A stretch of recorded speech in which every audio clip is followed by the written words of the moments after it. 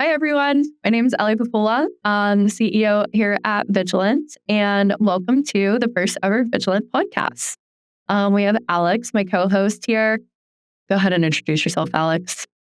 Hey, everybody. Alex Murray, COO of Vigilant, run all the operations over at Vigilant. Super excited to kick off this first podcast with Ryan Dalton. Yes, and then that brings us to our first guest, the one and only Ryan Dalton. Ryan comes from a background in federal law enforcement. Ryan worked for the Department of State as a DSS agent. He also was on the MSD team that DSS has. I'm sure he'll talk a little bit more about what that is. And then also is a killer entrepreneur. And most importantly, is the Chief Strategy Officer here at Vigilant. So we thought who better than to bring on the first podcast than Ryan himself. So Ryan, let's just get right into it. I want to talk a little bit about, your experience with DSS as a federal agent, and some of the fun things you did there. So what you got? Thanks for having me on. Glad to be here. And it was whirlwind of a career working for DSS, and I learned a lot about, what to do, not do overseas, and way to bring that here. Can you tell me, I know DSS is different than a lot of other federal law enforcement agencies in just the way that, you're traveling a lot.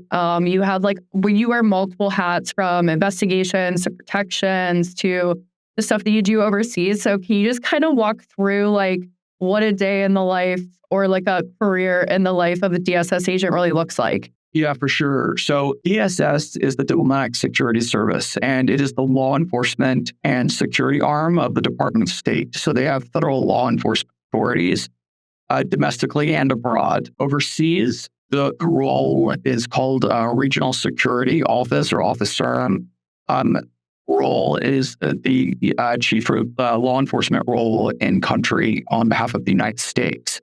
Domestically, they'll work under federal law enforcement authorities to investigate passport fraud, human trafficking, visa crimes, crimes that involve someone abusing or somehow using a federal identification document like a passport or visa to commit fraud of the crime. So the other big thing that they do is protection. So protection of and this is what they're most well known for, actually, is protection for dignitaries at embassies, consulates, and the Secretary of State. I feel like every agent, my husband's a State Department agent too, and every agent likes something different in that hat umbrella that you guys are under. So what was your favorite thing to do as DSS agent? I liked it all, but my favorite was working on MSD. MSD is the Flyaway Tactical and Crisis Response Team, and you never knew what was going to happen. They could happen, right? And there's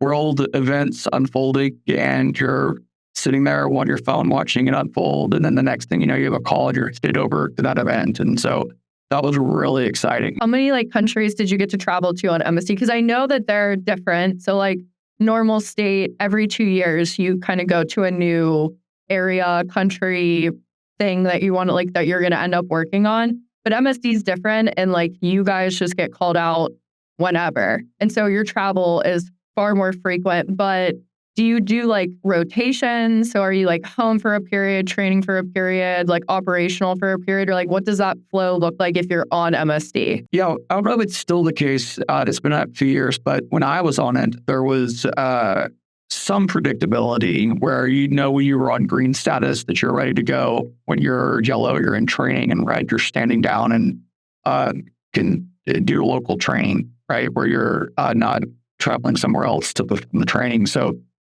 there was an attempt to make it some semblance of a work-life balance and home-life balance. They really tried, and sometimes it worked really great, and sometimes it did. Just kind of depended at the time what was happening in the world. Yeah, because didn't you have twins during your time on MSD?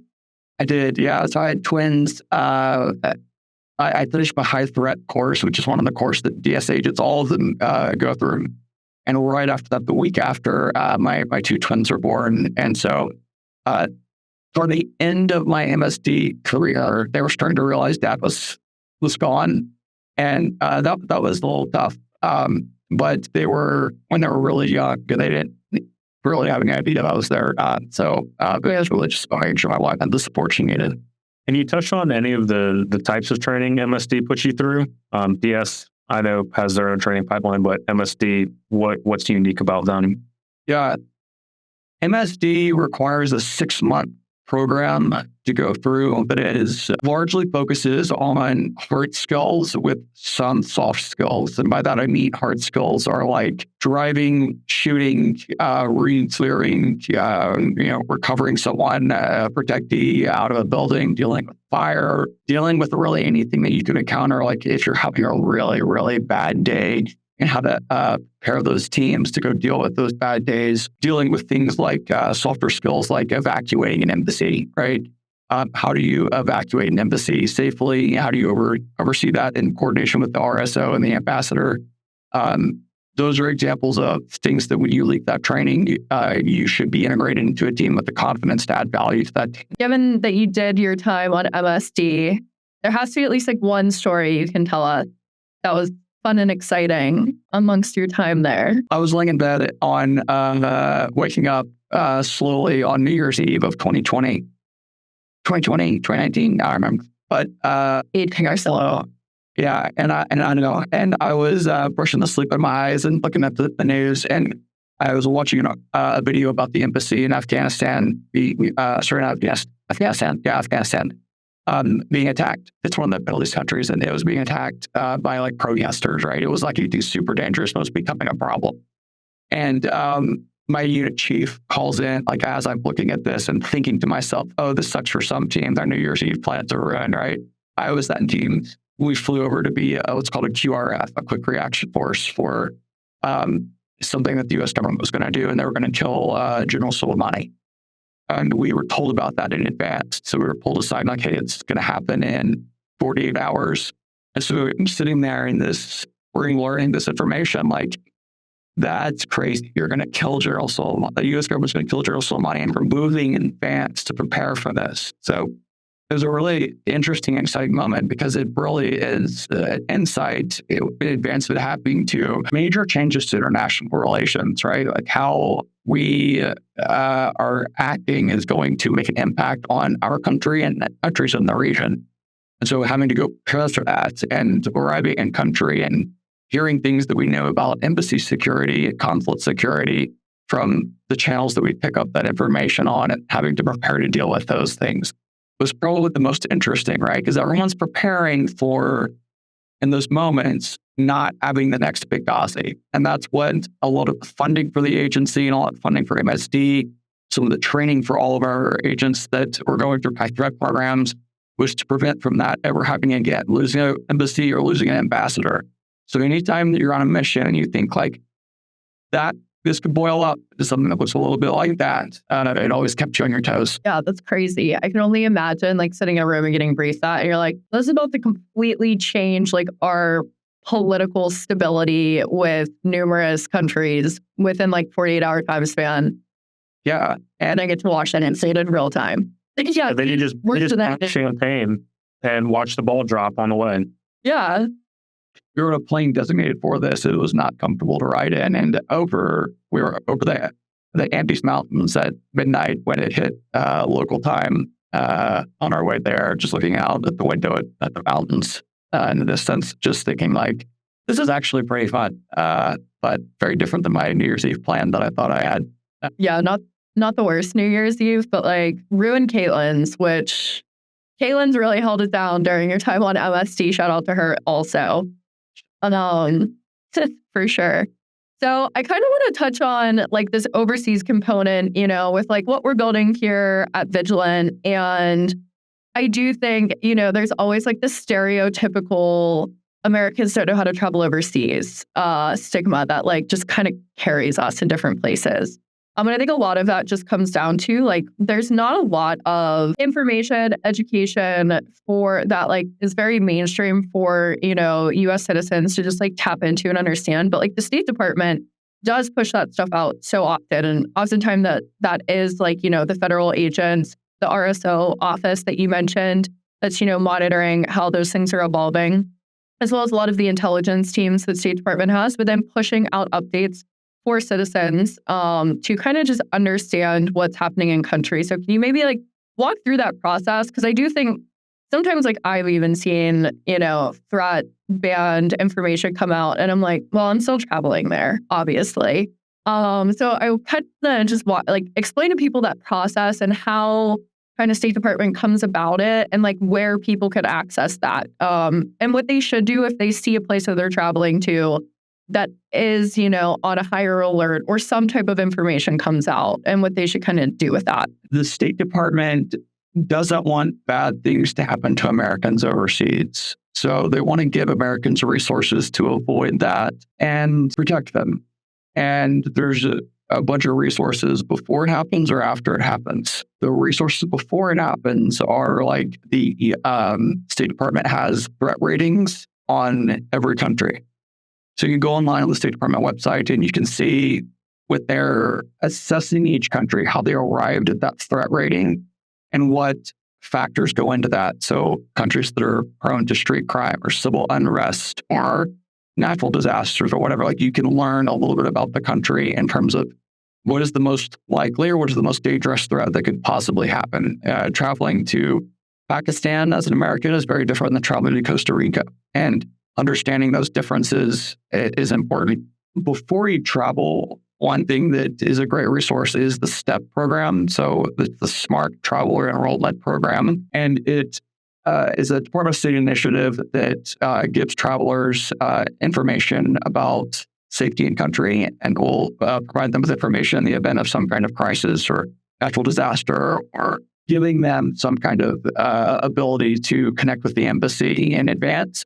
And the embassy then sees that this list contains, travelers that are either in country or intend to be in country, and can contact them as needed. So it's a really great program that the State Department has pushed out that embassies throughout the world are responsible for. Like we as a team have really tried to integrate that information and kind of like what you should do prior to traveling within our app as well, like with our encrypted or with our like AI chatbot and things like that we have trained off of a lot of that State Department material that you see. So definitely something that you should be doing before you travel.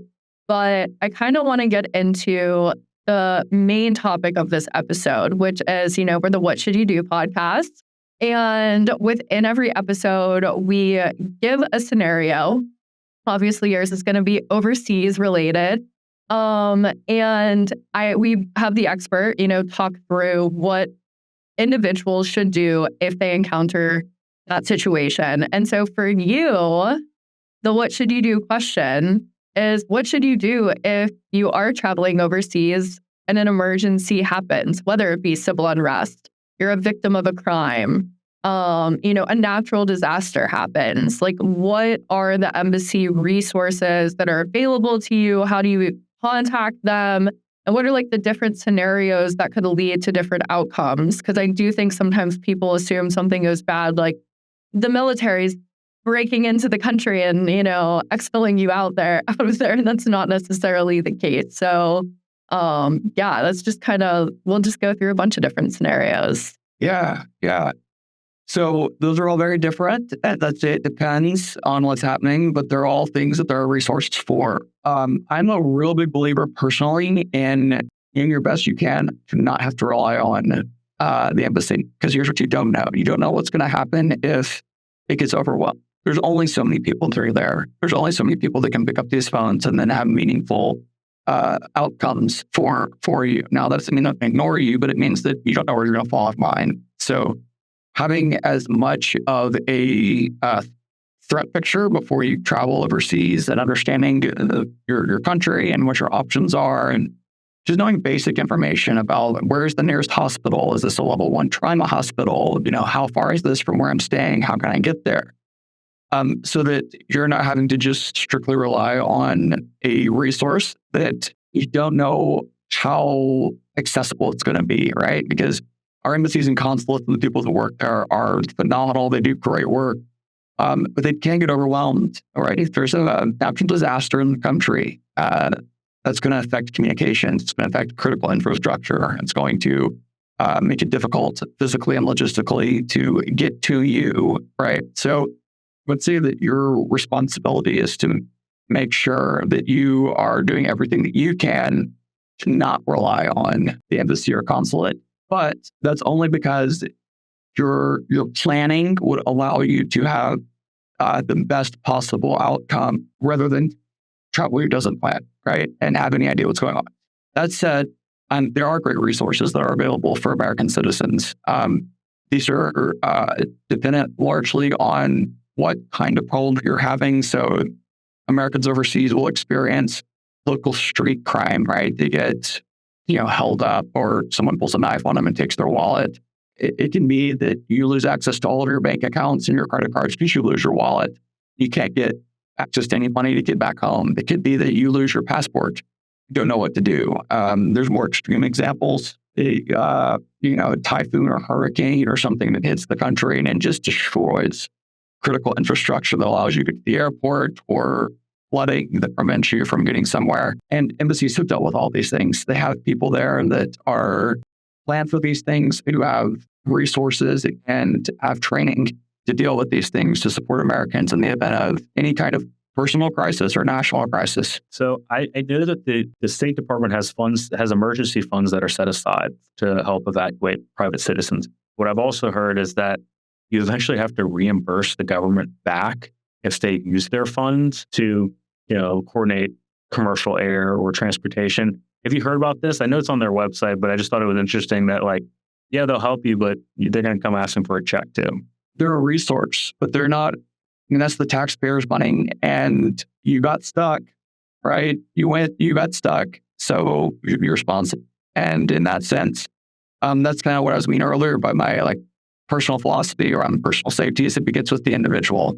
The government is a lifeline that sometimes works really great. There's many incredible success stories of Americans getting support they needed during the worst moments of their life from our embassies and consulates. But at the end of the day, it's a government resource, and you're going to reach out to them for support. If it's you lose your wallet and you've got to get back, you need to buy a flight, they'll lend you a loan sometimes, depending on if it looks like this makes sense. But yeah, they're going to come call it and say, all right, we got you home, so you got to pay for it. And speaking of evacuations, fun fact, Ryan, what was the name of your previous dog? My previous dog? Mm-hmm. Yeah. I don't know if it's named after the incident with the Iranian Revolution, but every time you reference your dog, I always think Great movie, by the way. Great movie. Yeah, great movie. Yeah. Yeah. So examples of Americans being held hostage overseas. Super dangerous. Terrible, terrible thing to happen.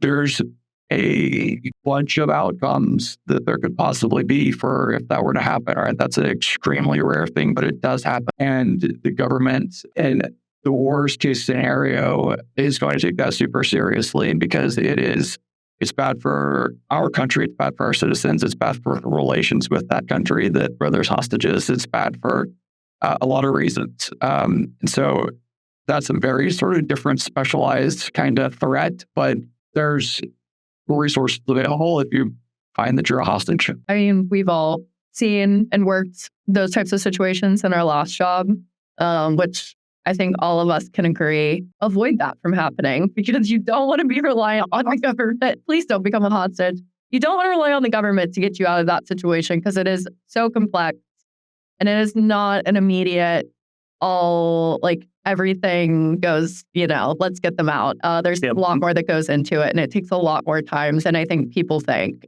My unsolicited advice to the listeners is, if something bad does happen, whether it's a hostage situation or ransom, try to go with the private option. Yeah, truly.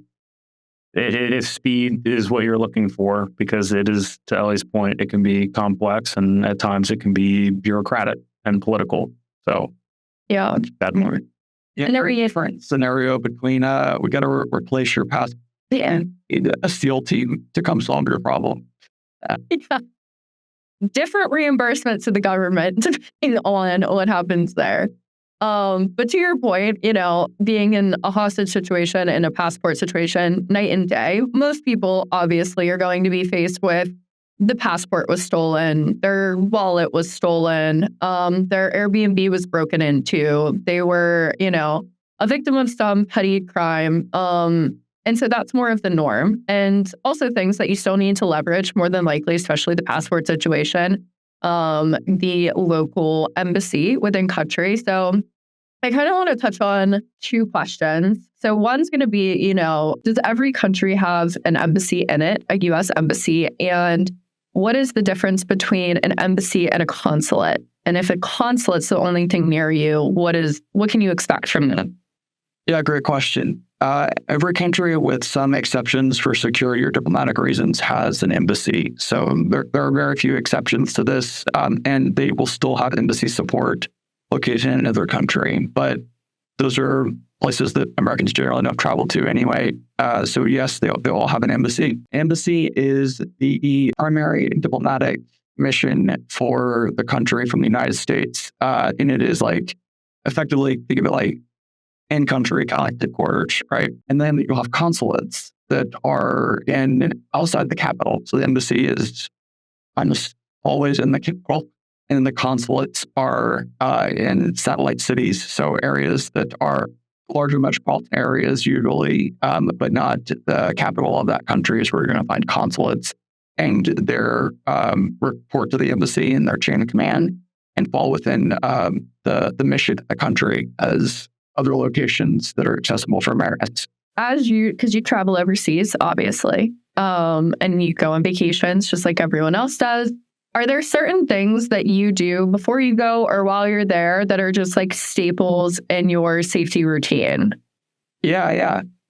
So I understand a little bit about the country and the area where I'm going in the country. The State Department is a great resource for that, to just understand threat information. I'll also save the phone number for American Citizen Services in the country. And this is a program that's ran by the diplomatic mission in the country to provide resources in the event of a really bad day. So having that saved in my phone makes it one less step that I have to deal with in the event that that's happening, right? If I'm having the worst day of my life, I don't want to be like Googling what's the phone number for American Citizen Services. I'm just going to pull it.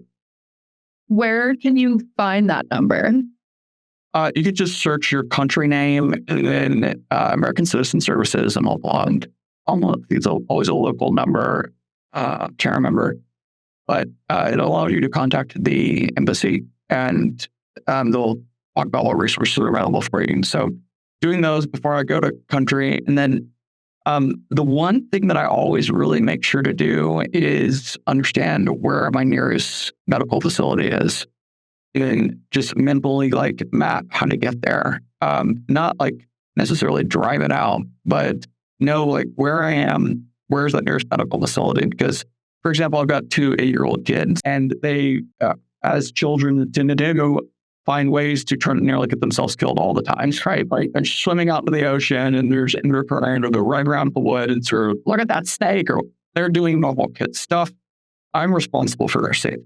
No one else at the government, no one, me, your father. And so I have to know where that nearest hospital is, because the difference in time and finding where the hospital is, Googling it, trying to understand the route, all those kinds of things, it could be precious seconds that I maybe don't have, depending on what happens if something were to happen. So that's the biggest thing that I want to know, is where to get to the nearest medical facility and what resources are available at that facility. Because, 24/7 urgent care that takes care of, your colds and your sniffles is very different than something like a traumatic injury. Just on the medical topic, because I also think it's really important to note, and I've actually experienced this firsthand, the countries you're in also have varying capabilities of care and do not always function and, go about medical treatments in the same way as we do here in the US. And so also understanding, there may be countries you travel to that if something does happen, your best case scenario might not even to be going to a medical facility in that country and, having medical evacuation insurance before you go and making a determination if that's something you need is also super important. Yeah, absolutely. There are countries I've been into that I think that like going to the hospital in that country like would be worse for me. Like I think that like it would be dad if I was in that house at all. And so understanding, like, if you're in, there are some countries I've been to that I know that the embassy will stabilize the person and then give them over to, like, Munich or, wherever they can get to a real modern hospital facility. And so just understanding those kinds of things is really important. All right, like, if you want to go on that safari in Africa, great. You just need to know, like, if something bad were to happen, like, are you going to get medical treatment in the country that you're in, or are you going to fly after you've been stabilized to another country? And how are you pay for that, right? Do you have some kind of insurance for that that's going to make that accessible? Absolutely. One thing I think about when I'm traveling is, and it's very common, I think, is the situations in which you can get arrested or detained. And if that does happen, what do you do? Like, you gotta call somebody. Like, who are you gonna call? Like, your wife's spouse? You're gonna call your friend? Like, one thing that can act as a coordinator is calling the consular or the embassy, and they can help facilitate things. So they can, put you in touch with with local attorneys. They can educate you on the criminal justice process. They can contact family members, whatever it may be. And I think that's at least good to know that that is a one-stop shop resource, because you could get arrested or detained for things that you may not even think of in a foreign country that you think in the U.S. are completely normal, but things in a foreign country that you may be violating their laws. And so that's one thing I wanted to push out. Ryan, if you have any experience or have seen in these kinds of situations, please share. Yeah, that's a great point. Our laws, our customs are not the same as other people's laws and customs. And it means that you could run up against those and not even be doing anything wrong sometimes. I mean, there's Americans that get detained that weren't even doing anything wrong. And the rule is to not say anything, keep your mouth shut, ask for American Citizen Services to speak to the American Embassy or consulate, and then advocate for yourself for what your needs are: food, water, sanitary conditions, right? Those are the things that you just need to keep repeating, right? Like, until they give you those things, keep repeating, I need to speak to American Citizen Services. I need to, until they eventually relent and let you. And what you want to avoid is no one knowing where you are, right? If you're arrested or detained, the number one thing you need to think about is, does anyone know that I'm arrested or detained?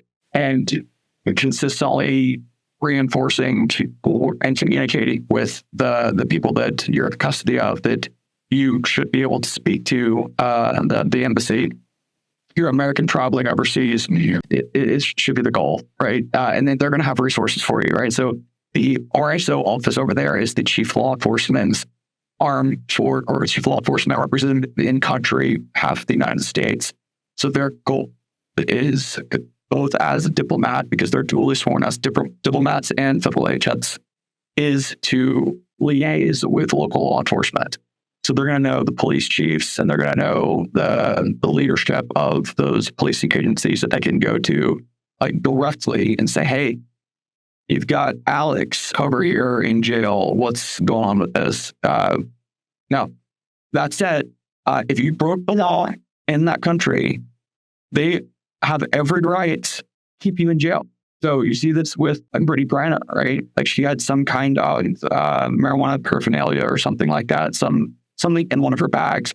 That broke the law. And the U.S. can't really do much about it. They can advocate and they can pressure and they can do everything they can, but at the end of the day, if you break a law in a foreign country, they have every right to apply the penalties for breaking that law to you, like they would any of the other citizens. And so it's important to understand those differences before you travel overseas.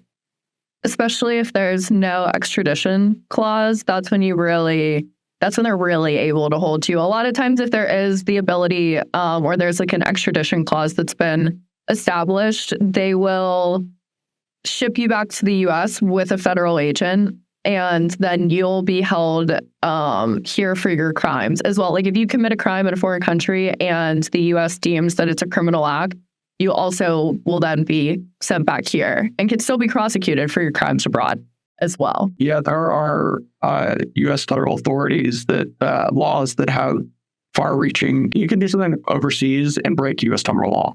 Yes, 100%.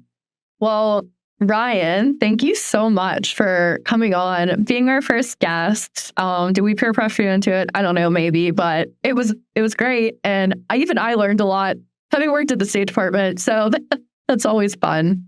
But Alex, anything else before we hop off? We'll give Ryan last word. No, I think this was a great first episode, and we're going to do a bonus episode where Ryan shows us his bug out bag. And so stay tuned. Over to you, Ryan. Yeah, thanks for having me on. And I hope everyone stays safe overseas. Stay safe, stay vigilant.